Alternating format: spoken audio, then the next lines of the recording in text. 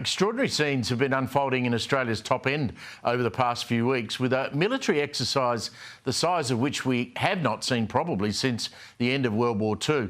Now, it's called Exercise Talisman Saber, and the extent of the cooperation between 19 countries and 35,000 personnel is something to behold. It's even included the $6 billion UK aircraft carrier, HMS Prince of Wales, that has for the first time in decades seen a British aircraft carrier dock in an Australian port. Ironically, Darwin, which of course is being leased by a company with links to the Chinese Communist Party. We're trying to undo that. Top British security officials are there, and it comes at a time when relations, of course, with our biggest ally, the US, are strained at best.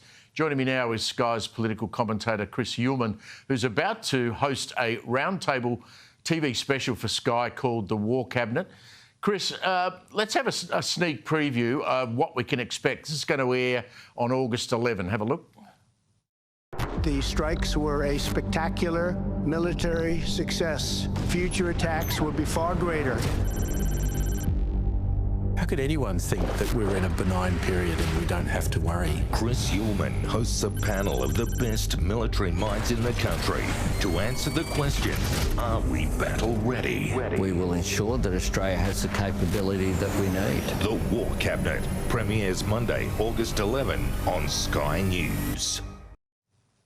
Can't wait to see it, Chris. I mean, I mentioned Talisman there and the Brits aircraft carrier. I mean, what does that visit actually say about the UK's concerns around our region and China? Good evening to you, mate. Yeah, mate, Steve, good to be with you. Look, what everyone understands, and that is that China is an enormous threat, except that we don't really want to talk about the China word very much in Australia anymore. But all the government strategic assessments say the same thing, is that we are now inside a 10-year window, which we thought we had to prepare ourselves for a conflict. And the question is, are we ready for that? And when we say War Cabinet, we mean it, Steve. We're going to get people around the table who've actually been in Cabinet, like a former Labor Defence Minister, Joel Fitzgibbon, our longest-serving Foreign Minister, Alexander Downer, Major General Mick Ryan, and former Naval Officer Jennifer Parker. We'll look at the nature of new warfare with Dr. Alexandra Malloy, who's a Ukrainian-Australian, who knows all about drone warfare in the Ukraine, and also about the cyber warfare that we're seeing now with Catherine Manstead. We'll also get Peter Jennings, who Sky News knows terribly well, and Dr. Ross Babbage, who is one of Australia's great strategic thinkers, and Mike Pizzullo, former head of Home Affairs. So when we put that War Cabinet together, it will be some of the best minds in the country thinking about the biggest threat to our future. When you go into something like this, I mean, it's probably easy to reflect and concentrate on what we haven't done. I mean, various governments of both colours have not spent enough on defence. We know that. Is it too late? I mean, these great minds will say this is what we should be doing, but can we catch up realistically? And that's a very good question because, of course, everyone talks about 2027 now as the likely time or a possible time that China may act with force against Taiwan. And if that does happen, then that will be an enormous question for Australia. And it's not something we can possibly sit out because, of course, it will affect our entire region, and we'll be hosting US troops, and the United States will be dragged into that conflict, whether or not it decides to go directly into a conflict with China. The question is, are we ready for that? And clearly we aren't at the moment, and you're dead right. It's because we've been underspending on defence for a very long period of time. There's been a lot of focus recently on the US calling on us to spend much more on defence. Well, we don't need to spend more on defence because the US is telling us to do that. We need to spend more on defence because we find ourselves in a circumstance where that's what we need to do to defend ourselves as a country, and particularly if, as the government seems to think through some of its pronouncements, that we are less certain about our relationship with the United States. So we're trying to thread a needle at the moment, and that needle involves trying to work with a major trading partner who is the key threat in this circumstance, and a less predictable United States. So for Australia's own purposes, yes, we need to be spending more on defence. Have we spent enough? No. Will we be ready soon enough? Well, we can only hope for the best, but hope isn't a strategy. Well, one of the agenda items for your cabinet is obviously going to be AUKUS. I note that the British Defence Secretary John Healey was asked about AUKUS in Darwin yesterday. Here's what he had to say about it.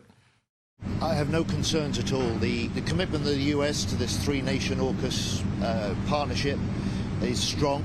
I think we'll come out this with a stronger sense of partnership, the three nations. And I guess, Chris, the people around the table that you talk about would largely be supporters of AUKUS. I mean, but the cabinet would have to sit and have concerns about what Donald Trump's going to do. Absolutely, and what we're looking at mostly in AUKUS, and there are different tracks to it, of course, is a big bet on submarines which don't come for a very long period of time. We might well find ourselves in conflict long before that, and the United States is reviewing it at the moment, which you would expect an incoming administration would do. But the real concern that they've got is if they actually compromise their own defence by giving us some of these Virginia-class submarines, and then we turn around and we say we're not going to use them in a conflict that it's involved in, and that raises questions for the United States. So I think there are hard questions to be asked about AUKUS and whether or not that is distorting the defence spending that we have at the moment, with so much emphasis being put on submarines. We'll have to address that. Just quickly want to ask you, you did that wonderful documentary on net zero, made a lot of people sit up and rethink where Australia's headed. That's now at the forefront of an issue for the coalition. Barnaby Joyce's bill's going to go before the Parliament tomorrow to get debated. Do you think the coalition are going to be brave enough to scrap the ambition to get to net zero that they signed up to? Well, I think they're going to tear themselves apart in the process because, of course, you have the Liberal Party parts of it desperately worried about winning back inner city seats, where net zero is essentially one of those things that you say to show that you're concerned about climate change, whether or not it's actually happening. And let me be clear about this. The world is not doing net zero. Carbon emissions go up every single year. The world last year burned more oil, coal and gas than it ever has before in its history, and that's a pattern that's not about to change. So no matter what people might say, the world is not doing net zero. It's not serious about net zero, and nothing will actually happen without China. My concern about the coalition is that it needs to get its own act together and focus its guns on the government. So it needs to find some kind of internal settlement where it actually is asking the hard questions about what the government is actually doing, about the effect that that's having on your electricity bill. You want some modelling on what's happening with our electricity system? Look at your bill. That's the only modelling you need. It's going to get way worse from here. What we are doing will have an uncountable cost, and that cost will fall very hard on consumers, and particularly the poorest of all. So I think that this is a project that's doomed to failure, but I do hope that the coalition doesn't muck up this debate and make the debate once again about it rather than the government. Good stuff, Chris. Thank you very much, mate. You'll be able to see Chris's special, and I urge you to watch it 2 weeks from now on the 11th of August at 7:30 p.m. So make sure you look for that, The War Cabinet with Chris Uhlmann.